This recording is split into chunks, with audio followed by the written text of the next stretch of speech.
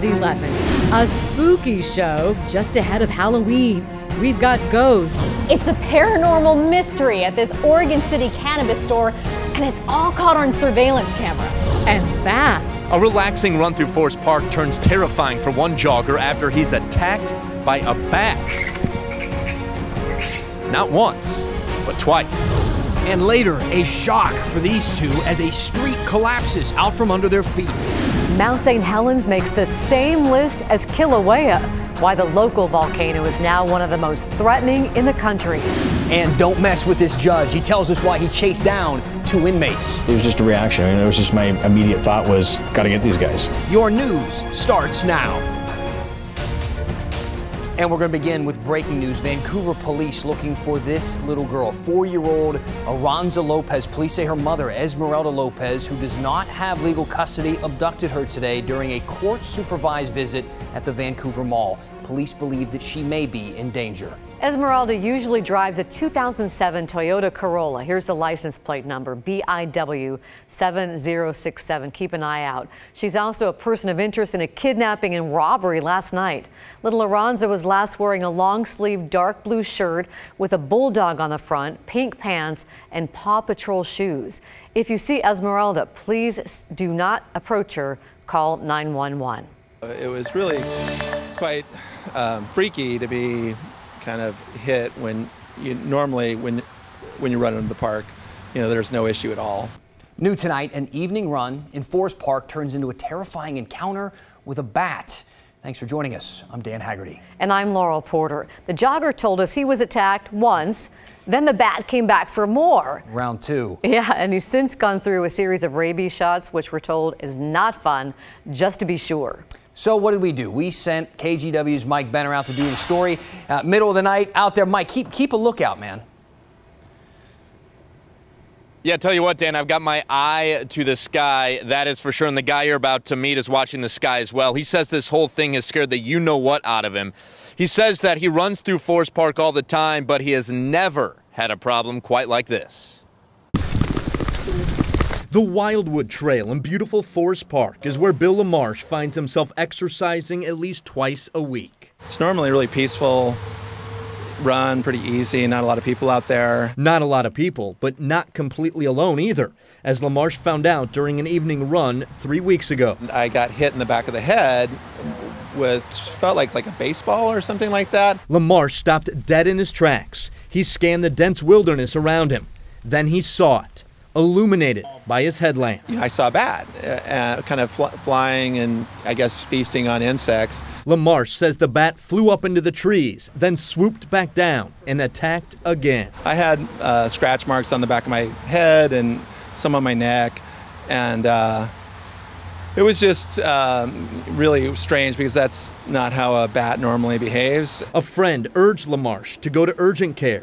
He received 8 rabies shots. 3 days later, I had another shot, and then 7 days later, I had yet another one, and then 14 days later, I had my final shot. Then came another sort of shot from family and friends. People are saying, is it hard to brush your hair when you're, looking in the mirror, not seeing your reflection? Vampire jokes aside, LaMarche is relieved he's okay after what he calls a freaky experience. This incident's kind of ruined me for night runs on the trail. Not a surprise. This was certainly unsettling. Now, we did reach out to state health officials. They tell us that this year in Oregon, 100 bats have been tested for rabies, 14 tested positive. Of those 14, 10 came in contact with humans. None of those people contracted rabies.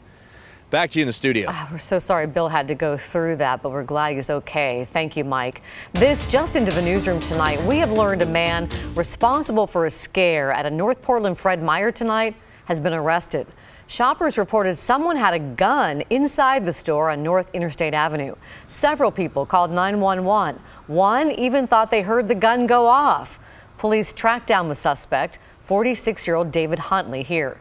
They say what people thought was a gun was actually just the holster. Here's a picture of that. Police believe Huntley was holding it up like it was a gun. He now faces menacing and disorderly conduct charges. Now to the latest developments on the mail bombs sent to prominent Democrats. Investigators looking into whether some of these packages were mailed from a U.S. postal facility down in Florida. Now, this is the building here, facility in Opelika, a small city north of Miami. So far, 10 packages have been mailed to the homes of former presidents, high-ranking Democrats, government officials, CNN at one point. At least one actor got one of these packages. The return addresses listed on each of them was the Florida office of the ex-chair of the Democratic National Committee. Now investigators are looking into any past incidents involving the offices of the Congresswoman Debbie Wasserman Schultz to determine if there could have been any connection to this current probe.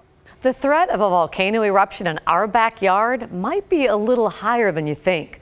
New research found Mount St. Helens has the second highest threat level of all the volcanoes in the U.S.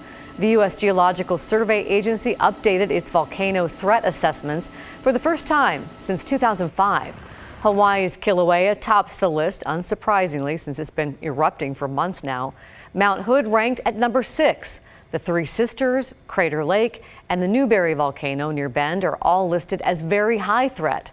The score is based on how explosive the volcano can be, how recently it's been active, if there's been seismic activity, and how many people live nearby, among other factors.